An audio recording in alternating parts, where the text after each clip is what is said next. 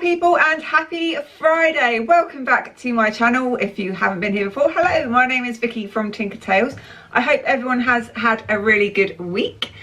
I know I haven't uploaded one of these for a while. I apologise, last week kind of got away from me. I wasn't very well and then I was busy at work and just, yeah, excuses, but enough about me.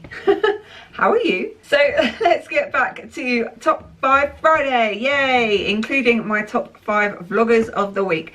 Every week I like to give a shout out to 5 awesome people who I think you guys out there should go and follow, subscribe to, just generally check them out. They're all really cool. So let's go with my number 1 Follow Friday this week. Now I've already given these guys a shout out on a Follow Friday, but I feel the need to do it again because they did fly out to Florida yesterday.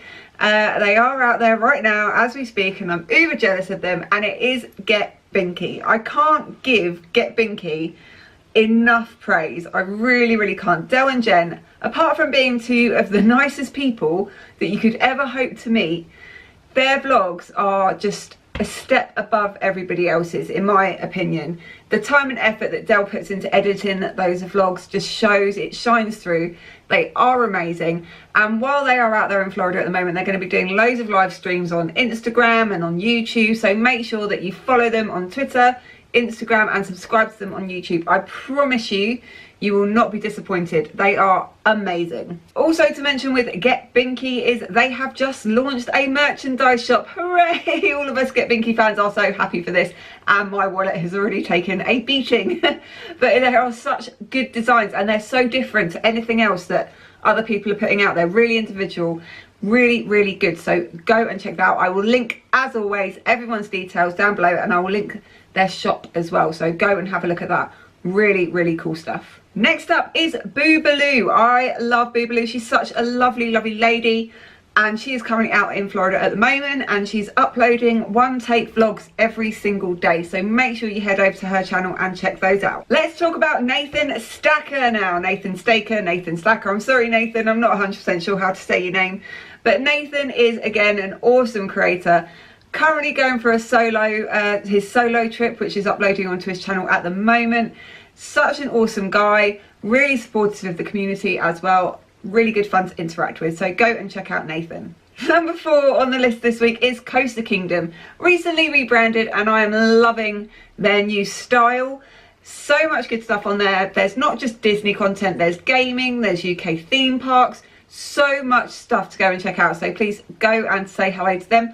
Also just launched some t-shirt designs as well, which I'm a big fan of, so go and see all that good stuff. Lastly on my Follow Friday this week, number 5 is Tartar for Now. They are also out in Florida at the moment, and they are uploading daily mini vlogs, so if you need that little mini Florida fix, go and check out their channel. Lovely guys as well, really awesome. Right then, it's time to go for the top 5 list of the week. Oh yes, spirit fingers, jazz hands, all that fun stuff. Today I am going to be talking about my top 5 water rides, and I again am spreading this out over the whole of Orlando, minus Busch Gardens, because I can't honestly remember any of the water rides in Busch Gardens, which clearly means they weren't that good. So I can't remember those. So I'm going to be talking about ones from SeaWorld, Universal Studios, Islands of Adventure, and of course all the 4 Walt Disney World theme parks. Now water rides kind of can take on a load of different meanings, so I am basing a water ride on a ride that is based on water. So when a ride vehicle is on water, that for me is a water ride. I'm not talking about like water slides and raft rides at, you know, water parks. That's a completely different list. So yeah, water rides can, anything that is kind of like a boat on water. That makes sense? You following me? Hope I'm making sense. I'm kind of tired in case you hadn't noticed. So as always, these are all based on my own opinion and my own likes and dislikes, my own experiences, and they are not in any particular order apart from my number 1. My number 1 is my number 1 and will always be my number 1. The rest are just how they fall out of my mouth. So let's get going. Right then, first up on the list is over at SeaWorld, and it is Journey to Atlantis. Now before, I can hear people going, what? Really? No? That's awful. Guys, I don't know why I love it. I really don't know. I just do. I know it's very, very tired on the inside. It's a little bit cheesy. Well, it's a lot cheesy. It's not the greatest kind of storyline. The dark ride portion isn't that great. I think why I love it is it has kind of a surprise drop in it. The first time I went on it, I didn't know that it was coming. You only see when you're walking up to the building that big drop, that first drop when you come out of the building.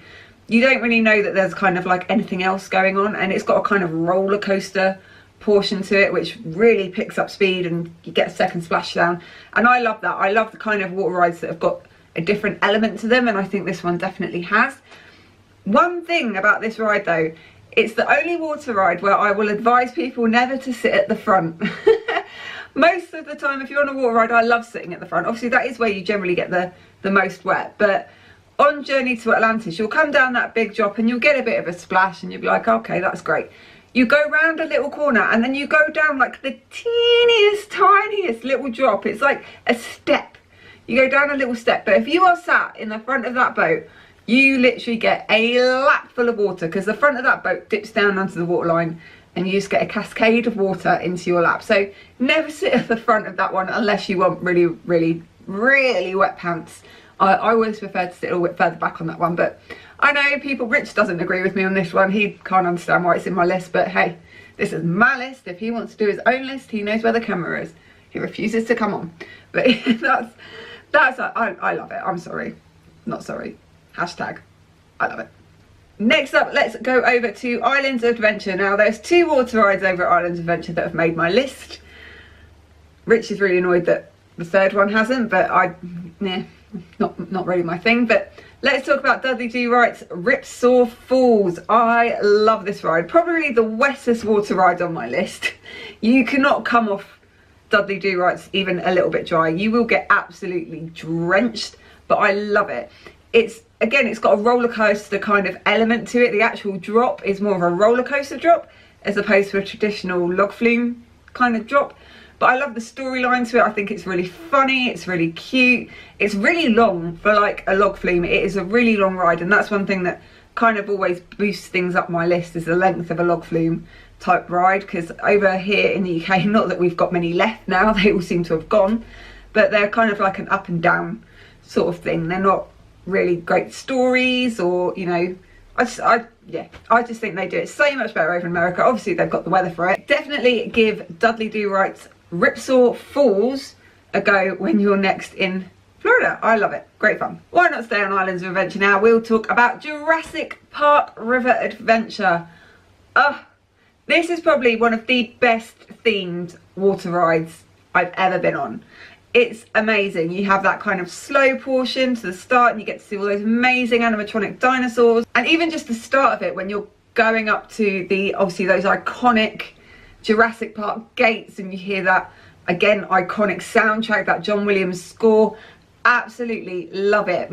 Gives me shivers every time. It's so good. Obviously then, as it is Jurassic Park, it's all going to go wrong, and you know, you get knocked off course and into an area you're not supposed to be in, and you know, it can be a little bit scary, I think, for smaller kids, that one. There is kind of some dark portions in it with some very nice raptors, but it's brilliant. I mean, the end drop is nothing really to shout about. It's not the most thrilling water ride out there, but it is just so much fun with all the dinosaurs and stuff, and it's brilliant. I love it. It's so well themed. It kind of makes up for the fact that it's not really the most thrilling of drops at the end of it, but still absolute one of my favourites. Love it. Can't wait to get back on that in a few weeks time.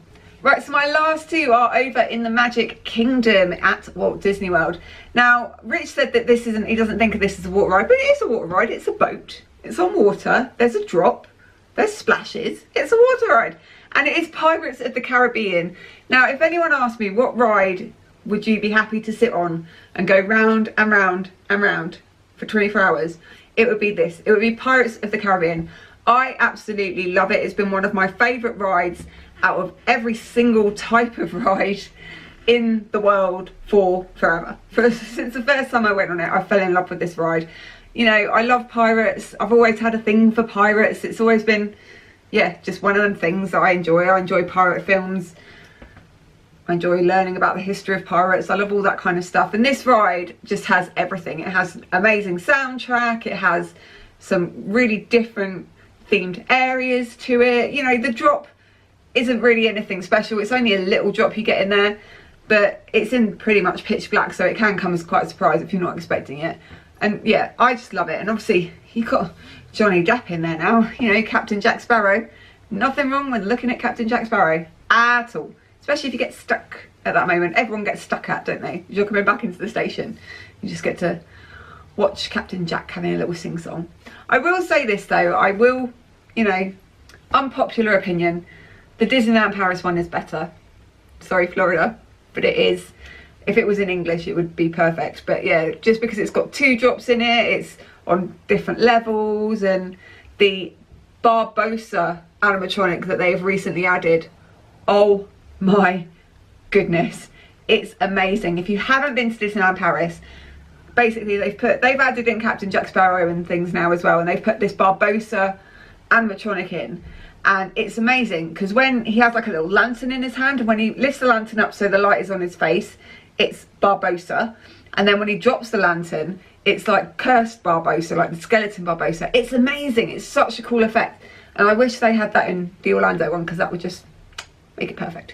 But still love it, still one of my absolute faves. But yeah, Disneyland Paris one, sorry, slightly pips it to the post. And lastly, now this is my number one. All the others are kind of on the same sort of level. This is my number one, by far, favourite water ride ever in Orlando, Splash Mountain. I absolutely adore this ride, and again, I could quite happily just sit on it for forever, just keep going round and round and round. It's so cute. The inside bit with the story with Brer Rabbit and the animatronics, so much fun, so cute. Really reminds me of my childhood watching Song of the South. Obviously no one is ever going to see that film again, which in my opinion is very, very sad because it's a great film. But really reminds me of my childhood. I love the story of it. It means a lot to me personally through personal kind of history about stuff. Absolutely, absolutely love it. And my favourite bit, my absolute favourite bit of it, is not the big drop at the end. I mean, it is an amazing drop. It is awesome. The 50-foot drop into the briar pouch at the end. My favourite bit is inside as you go into the laughing place. There's kind of like, again, a sort of almost roller coaster portion to it, where you do kind of like a little humpback, and you proper get like, whoa, airtime and that feeling in your stomach, and it's pitch black, so you don't really know it's happening. Absolutely love that. My favourite bit. I don't know why I love this ride so much. I mean, I've kind of explained it, but it really does hold a special place in my heart, and it's something that if we've booked to go and I know that it's closed for refurbishment, I will change my booking, because I can't go to Orlando and not go on this ride. I absolutely love it. It is my favourite. So that is it for this week's top 5. Let me know what you think in the comments down below. Do you agree with my top 5 water rides? Is there anything else that you might have added in there or you would have taken away? Please, by all means, leave me a comment and let me know what you think. If you have enjoyed this video, please give me a thumbs up. Hit that like button down below. Be very, very appreciated. If you're not already, please subscribe to my Diddy little channel and press that little bell button so you're always notified when I post a new video. You can also follow us on Twitter at Tinker_Tails, but most importantly, whatever you're doing for the rest of your day, the rest of your weekend, the rest of your week, have an absolutely magical time, and I will see you really, really soon. Bye!